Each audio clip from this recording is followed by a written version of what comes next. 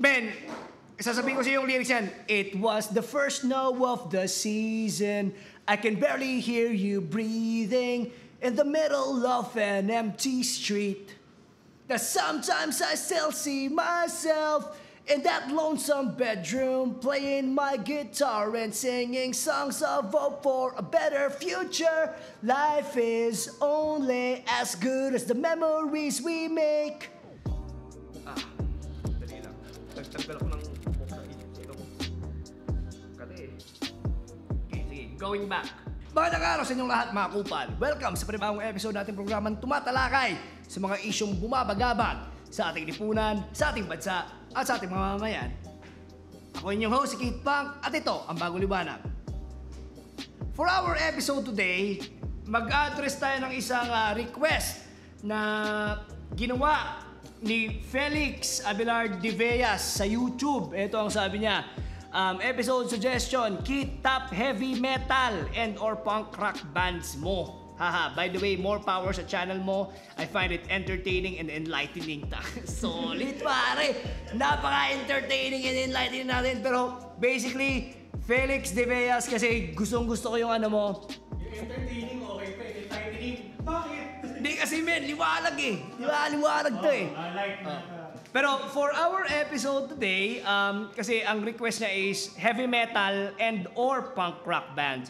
Eh, alam naman siguro na hindi naman ako si Keith Metal, kundi ako si Keith Punk. Although, kaya kong gumawa ng listahan ng mga favorite metal bands ko. Ang dami ko naman gusto mga metal bands like Killswitch Engage, mga ganyan, mga Between the Buried and Me, mga Dream Theater, Fall of Troy. Pero, kasi Keith Punk ako eh. So, for this episode, I'm going to give you guys my top 10 punk rock bands na itong mga banda na to talagang hindi naman sa malaki yung impluwensya sa akin, pero ganun na nga. Parang ganun na nga. Pero I really love these bands kasi sila yung mga banda na these are the bands that made me appreciate punk rock more.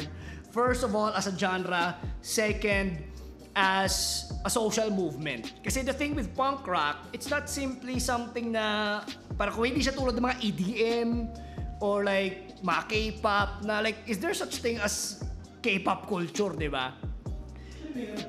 O like, ano culture lang, magsayaw-sayaw, nakapanty, di ba? Or like, magpakulay ng buhok, di ba? Yun na yun. Pero punk rock kasi, ito, just a brief history of punk rock. Punk rock kasi,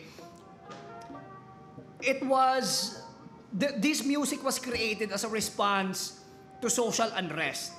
Na during 1960s, 1970s, na alam mo sobrang shit nang nangyari sa western countries na nagkaroon ng movement. So basically, punk rock is a movement in as much as it's a genre. But for this episode, hindi ako magbibigay ng mga bands dito na either sobrang mainstream that are categorically pop punk. Well, may mga mainstream naman pero not as mainstream as like, let's say for example like yung mga tipong Fall Out Boy or Paramore. I mean categorically punk. Or hindi ako magbibigay ng mga bands dito that are offshoot punk rock. Like for example yung mga sabihin natin yung mga emo masyado, emo core, mga screamo, mga ganon. Basically punk rock as it should be. So let's go to the list. Ito, number 10, first and foremost, Ramones. For everybody who knows the Ramones, alam naman siguro natin na they are considered as the godfathers of punk. So, they're an American band. And sila yung basically nagpasimula talaga and nagpasikat ng punk. Although, ang pinakaunang pioneer talaga ng punk was way back pa mga proto-punk like mga Iggy Pop or yung Band na Death. Pero si Ramones, sila yung nag-establish ng punk rock as we know it now. So, sample ang mga kanta na dito, yung mga Blitzkrieg Bop. Yun, trip na trip. Alam mo yung Blitzkrieg Bop? Oh. Hey, ho, diba? Falling from light, Blitzkrieg Bop, diba? Ganun yun. So, yun yung my 10th band. Eto, 9, Sex Pistols. I mean, actually, ayokong ilagay ang Sex Pistols dito for the mere fact na hindi ko naman talaga sila masyadong trip. Pero, the thing with Sex Pistols is, sila talaga yung, kumbaga si Ramones nag-introduce ng punk, si Sex Pistols yung nagpa-blow ng punk, especially in the UK. Karamihan naman kanila, God Save the Queen, God Save the Queen! Sila Johnny Rotten, sila Sid Vicious, or Anarchy in the UK. So sila yung nagpasimula ng punk na magulo. Basically, Anarchy. So yun yung naging standard punk na. Ito yung stereotypical rockers. Oh, ito yung, hindi naman stereotypical rockers, ito yung stereotypical punk. Okay. Yung mga, dito na nag-uso yung mga mosh pit, yung may mga stage dive, ganon. Number 8, Rancid. Ito, medyo mainstream. Pero the thing kasi with Rancid is, malupit yung mga kanta nila eh. Ano yung Rancid, man? Hindi ba alam yung Ruby Soho? Yung silip lang kilala ko eh. Ruby Soho, Rancid kasi men, they're not purely punk, they're basically ska punk. Pero ang pinaka-basis ng tugtugan nila is punk rock. So ito yung banda nila, Lars, Fred, mahirap yung apelido niya eh. Tsaka si Tim Armstrong. So si Rancid, isa sa mga pioneer nung parang second wave, third wave na ng punk. So, sample na mga kanta dyan, ng mga malupit, Ruby Soho, Red Hot Moon, Old Friend. Pero yung Ruby Soho, malupit yun eh. Yung Destination Unknown, Ruby, Ruby, Ruby, Ruby Soho. Di ba alam yun? Basta maganda yun. Number 7, The Offspring. Ito, isa to sa mga paborito ko, men. Hanggang ngayon nakikinig pa ako ng The Offspring. Kasi The Offspring, kumbaga parang ito yung ano eh. Ito yung mga dandun sa mga mataas na mga pioneers ng pop-punk, men. Offspring yun yung mga kanto ng ano. Alam mo yung ano, yung Give it to me, baby! Aha, aha, oh. Kasi, ano yun? All I can say is pretty fly for a white guy. Di ba ganun? Pero, ang mga trip ko ng kanta ng Offspring, may yung Want You Bad. Alam mo yung Want You Bad? Hindi mo alam yun, men. Try mo yung patugtog mo, men. Malupit yun, men. Play. Hindi kasi naano ako eh. Ang daming tumatawa ng mga kanasaro eh. Want You Bad, ganan. Yung Christy, Are You Do? Original Prankster, yan sila yun, men. The Offspring. Si Offspring, men, sila yung, kumbaga, sila yung mainstream punk na hindi cringy. Yan.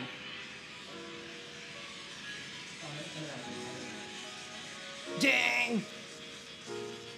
Sila... You could only read my mind. Treat us ain't right. Sila yung... Diba, sila yung ano, men? Sila yung, kumbaga, party punk yan eh. Kung mapaparod mo nga yung music video yan, men, yung sobrang hot yung chicks, dila siya, parang, I want you bad. Kasi yung, ano yan, yung lyrics yan yung about sa chicks na parang, gusto niya yung chicks X-rated, parang gano'n. Basta anyway, aside, look yun, Offspring, putang na nyo. Yun na yun. Ito, number 6, Dirty Rotten Imbeciles, or DRI. Ito, hindi ito masyadong kilala kasi sobrang hardcore underground punk to. Dirty Rotten Imbeciles, ito, paborito ko kasi yung DRI, men, isa to sa mga heavy politically influenced na mga punk. Especially yung kanta nila Syringes in the Sandbox. Isa yun sa mga early punk songs that tackles the problem of HIV. We got syringes on the sandbox. It's all about drugs, HIV, na parang, alam mo yun, na parang sharing syringes will lead to disease. And, well, yung Dirty Rotten Imbeciles din, they spoke a lot about Reaganomics, mga Reagan, nung time ni Ronald Reagan, mga kaguhan niya sa US nung panahon na yun. Number 5, Strike Anywhere. Ito, isa to sa mga, well, if not the most favorite ko na hardcore punk band. Si Strike Anywhere, karamihan ng mga kanta niya, may mix siya na, meron siyang parang progenitor siya ng pop punk, pero at the same time, karamihan ng mga niya, it's all about fascism and police brutality. Like for example, yung kanta nila na Detonation, parang, we are not the images we say. Basta ganun, men. Basta yun. Tapos yung mga kanta nila na yung mga Sunset on the 32nd, Blaze, Infrared. Basta usually all about yung ginagawa ng gobyerno na oppression towards people. So yun yung strike anywhere. Wala na eh kasi mga gusto ng mga gusto ng mga tao ngayon yung mga feel good music, yung mga palablab. Ano kaya nga na ano ko eh. I mean, off topic. Nakikinig ka ba ng December Ave? Hindi. Men, nakikinig ka ng way back December Ave? Hindi rin. Like yung mga puro English pa yung kanta nila. Hindi rin. Kasi there was a time na si December Ave talaga, hindi siya yung, kumbaga yung December Ave ngayon is cringy December Ave na pandering towards, yan yung mga Moira, di ba? I mean, maganda pero kung makikinig ka ng mga December Ave dati, like yung mga City Lights, or yung mga Time to Go, it's time to go. Someone has to move on. Mga ganon. Or like yung City Lights, mga ganon. Parang, kumbaga, the point kasi is, walang ganitong mga, yung Strike Anywhere, hindi sila sumikat ang ganon kasi they didn't sell out. It's all about selling out kasi. Pero yun nga, there are punk rock bands na when they sold out, okay pa rin. Like Offspring, or Rancid, or ito, number 4. One of my personal favorites, man, New Found Glory, NFG. The thing with New Found Glory is, sila yung band na kahit gaano lang i-tweak yung music nila, nandun pa rin yung hardcore punk influences nila. I mean, like kung ano yung mga tugtog na ng Sticks and Stones na mga panahon,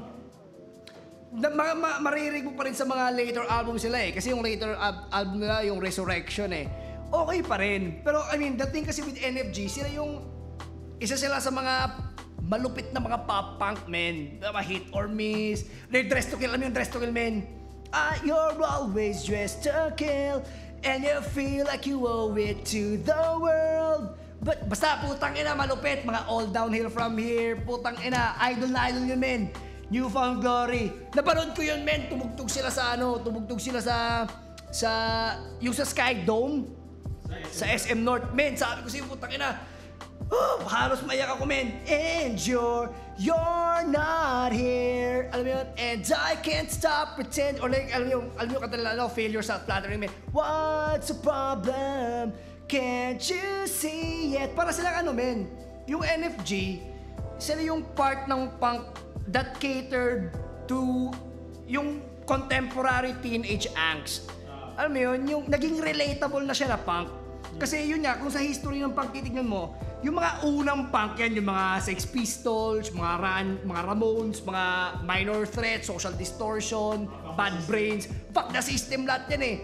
May mga group rin naman ng mga punk na mga third wave na, like mga tipong mga anti-scene, or like yung mga tipong anti-flag. Ano yung anti-flag bin?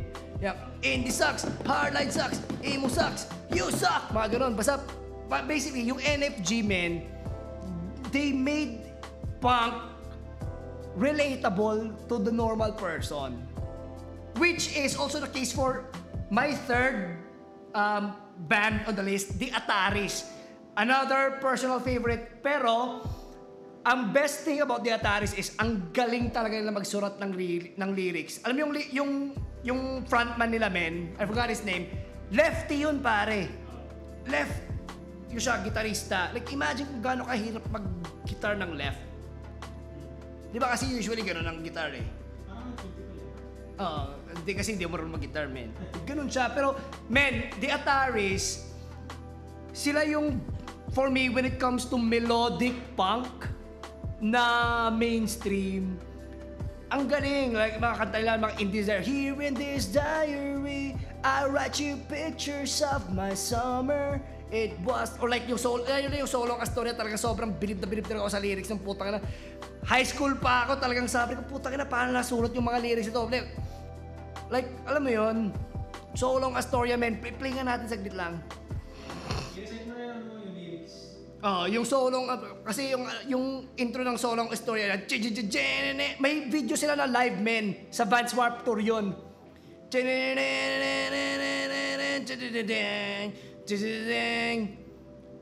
Tangina, natatanga ako pagdating sa ano eh. Natatanga ako pag Yan. Ang galing magsulat ng lyrics ng The Ataris. I swear.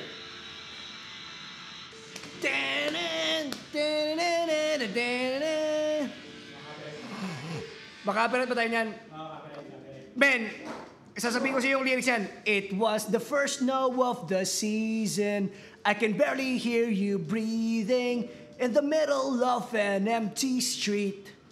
That sometimes I still see myself in that lonesome bedroom, playing my guitar and singing songs of hope for a better future.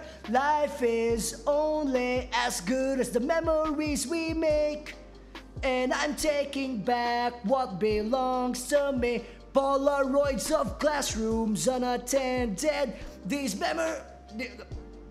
Polaroids of classrooms unattended. These relics of remembrance are just like shipwrecks. Putang ina, sino nagsusulat, man? Men, magbigay ka ng artist na ganun magsulat ng lyrics, men. Ed Sheeran, putang ina, Pacquiao yan. May ganun pa si Ed Sheeran, wala, men. These relics of, di ba? Polaroids of classrooms unattended. These relics of remembrance are just like shipwrecks. Putang ina, men. Putang ina, gaano kadaming mga artists ang nagsusulat ng kanta na may words na Polaroid, shipwrecks, remembrance in one song. I mean, you got to appreciate the Ataris for how brilliant the songwriting is. I swear. Napakagaling talaga. Sobrang underrated na band. Pero, etong second natin, my second punk rock band na nakalista dito. This is one of the bands na talagang, kumbaga, hindi siya dapat na dito kasi it's super mainstream. Pero you gotta appreciate them. You gotta appreciate them for the impact that they made on pop punk. And it's no other than Blink-182. Putang ina. Mark Hoppus, Tom DeLonge, pati yung pinakauna lang, kilala mo yung driver na best, Travis Barker. Travis Barker pala, yung una nilang drummer man was Scott Raynor. Si Scott Raynor, alcoholic yun min eh.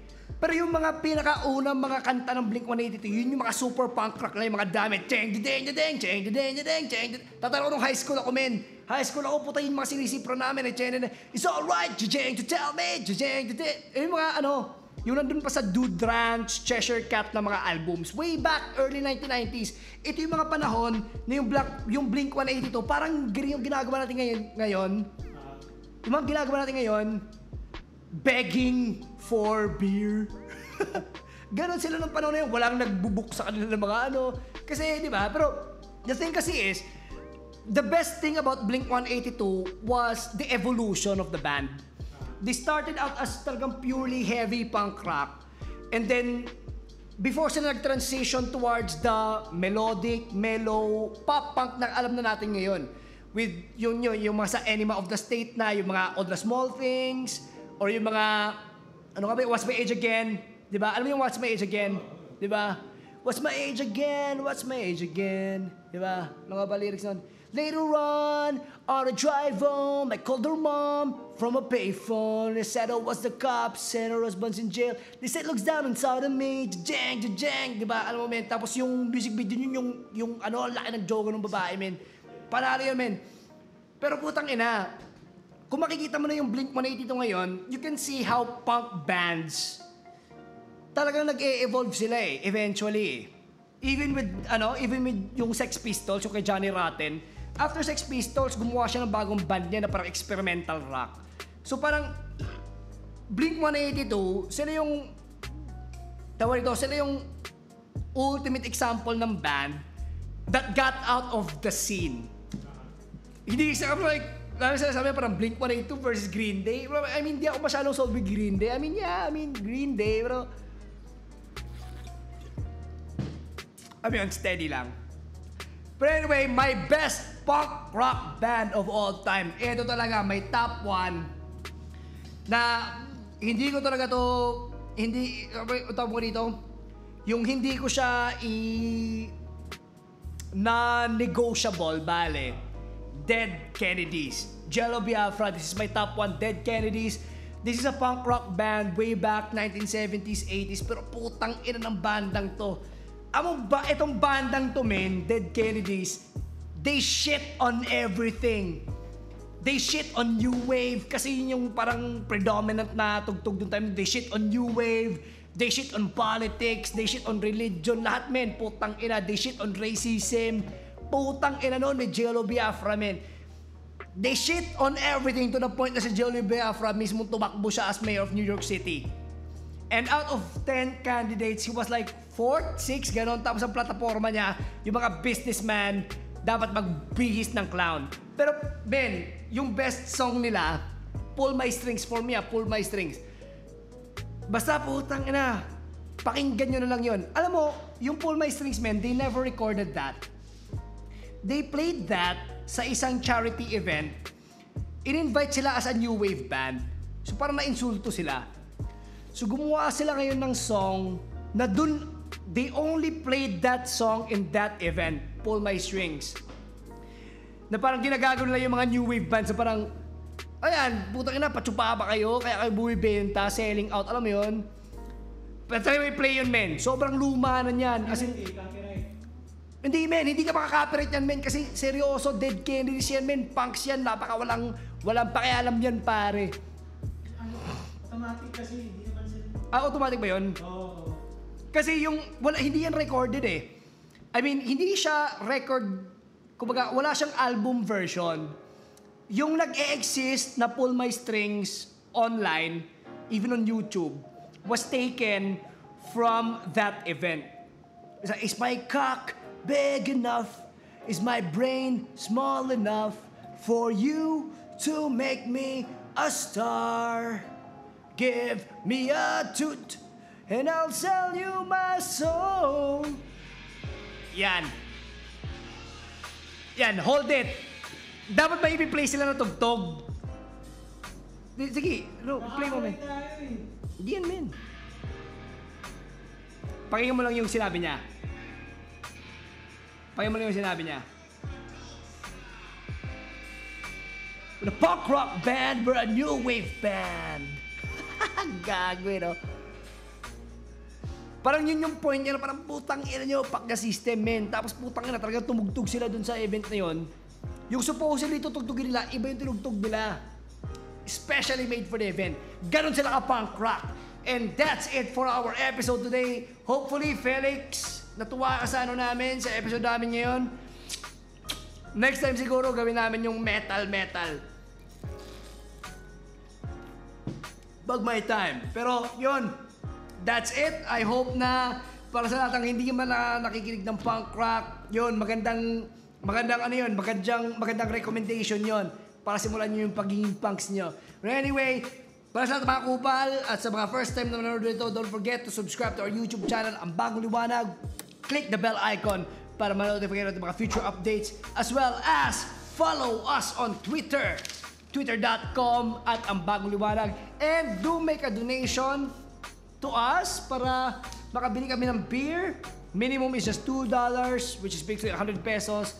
Yun ang presyo ng beer ngayon kasi sobrang taas na ng taxes talaga. And it's patreon.com/Bagong Liwanag. Maraming salamat sa inyong lahat mga kupal, and I hope you guys enjoy listening to punk rock music. Putang ina. Yeah.